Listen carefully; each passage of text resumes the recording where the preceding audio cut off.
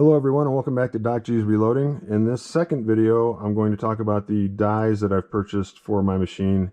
I already went over in the first video the accessories that I purchased that what I would consider add-ons to the press or accessories that weren't directly connected to the press that were really helpful and some of them that weren't.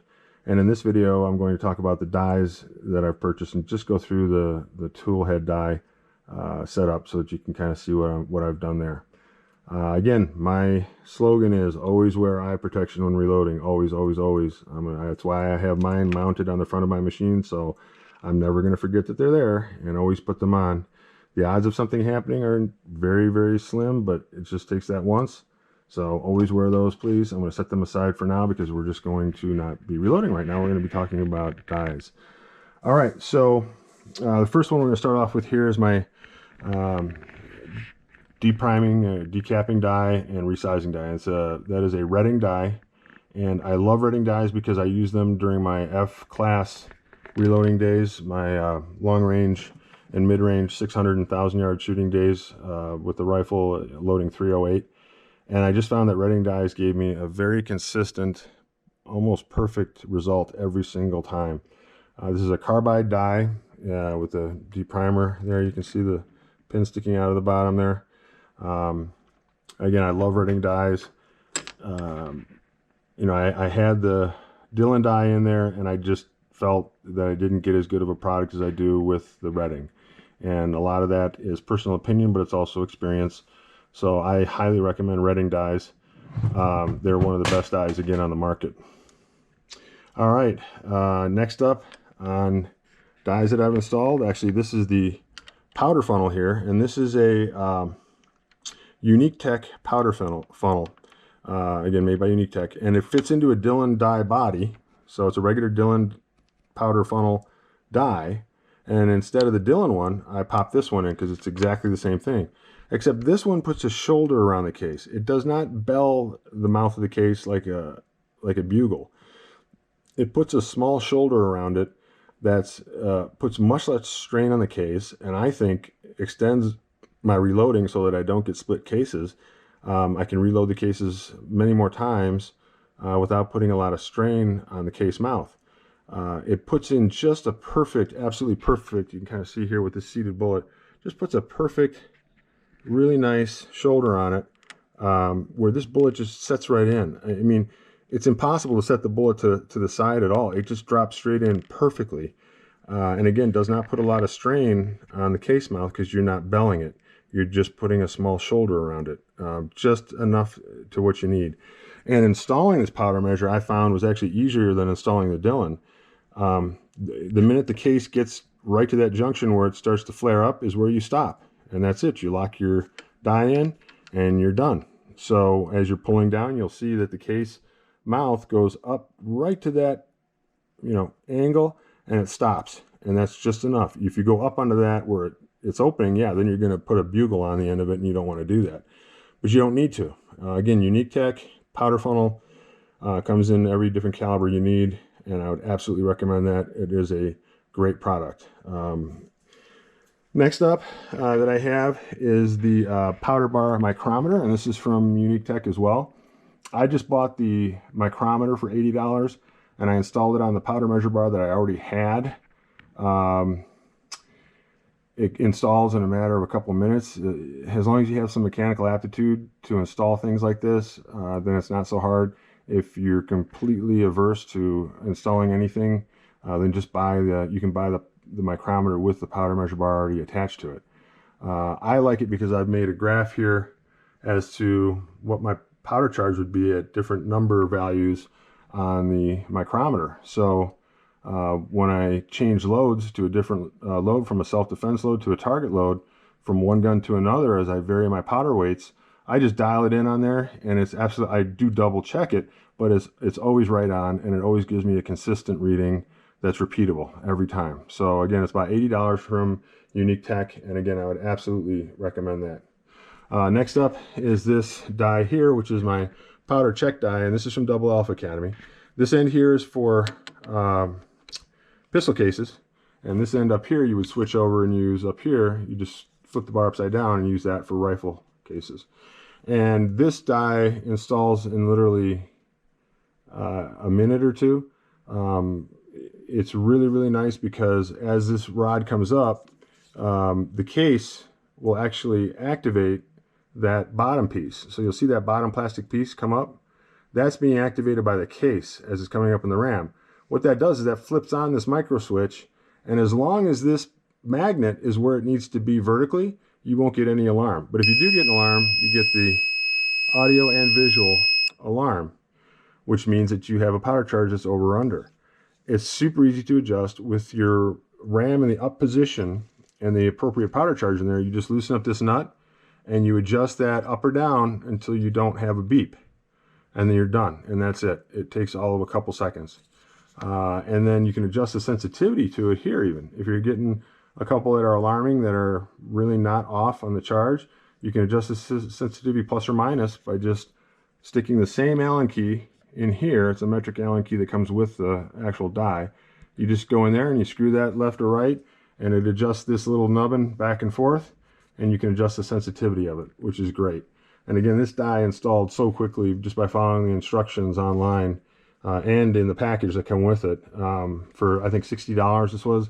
I put them on all my tool heads, and I love it. Great die. Again, from Double Alpha Academy. Next one here is my Redding die again. You see the pattern. Here's my Redding seating die, and this is a micrometer adjustable seating die. And there is a hole on the top here. It comes with instructions, tells you how to, pre-adjust it. If you want to adjust it, if you want this number to be closer to say 40 or 50 rather than 100 or 150, you can adjust that by sticking it comes with an Allen key that you slide through there, and then you can adjust it and see how it changes your numbers. I would do that before I install this and start using it. If you start using it and you adjust it later, you're going to have to remeasure all your other bullets because the numbers will be off. And you won't know how much they're off. So you just have to recalibrate everything. What I did is I got it set up, I put it in, it was already calibrated, I left it alone. And then when I changed from one bullet to another, I have a bunch of bullets here, different kinds of bullets that I use for different things, and some extra ones left over. And depending on which bullet I'm using, I just take this and say, I'm making self-defense loads. I dial this up to 90 or 100, and then, or whatever number it is, and then that's the seating depth for that particular bullet. And I can go back to my target loads and drop it back down to 60. And I don't even have to guess. There's no guesswork. It takes all of 2 seconds to adjust it. I keep track of what number it is. So first of all, you're going to have to load some cartridges and check the overall length. And then once you've got the overall length perfect, then that's the number that you're going to record for that particular bullet. And it doesn't change. It doesn't shift or over time or anything. If you dial in a 60 now and that's what works on your bullet, that's what's going to work in the future. And I think it's great. It's really easy. Again, another Redding product that makes your life a little easier by being able to adjust it. Otherwise, you've got to loosen up the lock nut, adjust it up or down, retighten it, recheck, remeasure. And you have to do that all the time when you're changing bullets. If you're not changing bullets ever, then maybe you don't need this. But if you ever change bullets, like I load a lot of self-defense rounds, and I load rounds for other people, and I need to change this on occasion, actually quite frequently. So again, from Redding, a great investment. Last die here is my factory carbide crimp die, and that's from Lee. Now this has been modified because I do use this other accessory up here we're going to talk about in a minute, but this is going to be an easy one here. This is the Lee carbide factory crimp die. Absolutely, I consider it a must. This is the bottom of it here. Once you get this thing set up and you get this dial adjusted up here on top, it gives you factory results that are consistent on every single round, and it's just noticeably better than the Dillon one that I was using. So again, from Lee, I would get that die. It's a great die. Now up on top here from UniqueTech, I have this thing called a loaded round counter. And now what I did have to do, as you can see, I had to make a modification to this die, which they have the instructions on the UniqueTech site. Very easy to do. I just drilled out the top of this with the appropriate drill size, kind of flattened the top of it a little bit with a file, and then glued on with epoxy this metal steel washer, so that you can see there's a magnet right there that holds it so that the magnet can attach to it. Otherwise, the magnet won't attach to the die cap because that's aluminum and it's not magnetic, so it wouldn't stay there. What's nice about this die, I'll show you, so that as you're taking a bullet here, I'm going to just put this under here just to show you, but every time you're crimping a round at the end, you push up and you can see that little plunger come up. So every time you load around, that plunger comes up. Well, that corresponds to over here. You can see there it says 216, 217, 218. So every time you're crimping a round or a cartridge that's going to go into your bin, just before it drops into your bin, it's getting counted. And I think this is the most accurate way that you're going to ever be able to count how many rounds go into your bin. So if you want to keep track of them, this is the way to do it. It has a little lock button on here that you push down so you don't accidentally clear it. You unlock it and press to clear it. The battery lasts 10 years, according to UniqueTech. This snaps onto your case feeder tube. It has a couple of wires here that I just kind of taped onto my case feeder arm there. And then those go into the back here. And it's a little magnet that every time that magnet passes the sensor, it counts off a round. Now, it's a little more work to install this. If you're using a Dillon crimper, it's great because the Dillon crimper is made out of steel, so the magnet automatically attaches to it, and it's already got a hole in the top, so it's easy. This just required a little bit of modification. Again, the modification was easy. It does not affect the quality of the crimping die, and I really love it. It's a little expensive, but again, if you ever have any trouble with it, you just call UniqueTech and they'll help you out.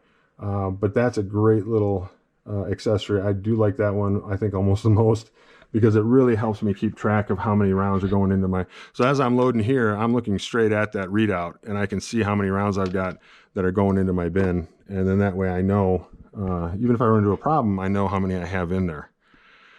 All right, so those are the accessories that I purchased for this machine, as far as from the dies and accessories related to the dies in the tool head. I will have the manufacturers listed in the comment section.